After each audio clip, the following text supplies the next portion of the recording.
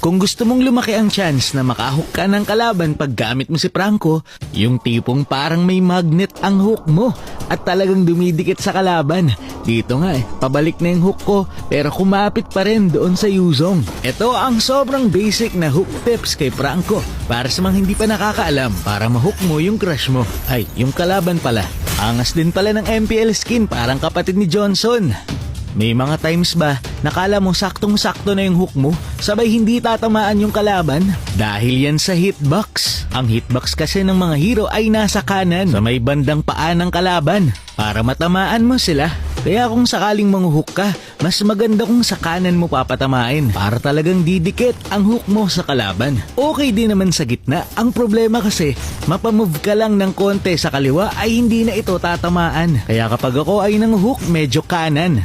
Ito ang example. Tingnan nyo, kala mo hindi natatama doon sa veil, pero kakaapit pa rin yan. Pero syempre, ang isa sa mga pinaka-importante kapag Prangko ka ay ang iyong Ultra Instinct at ang iyong prediction.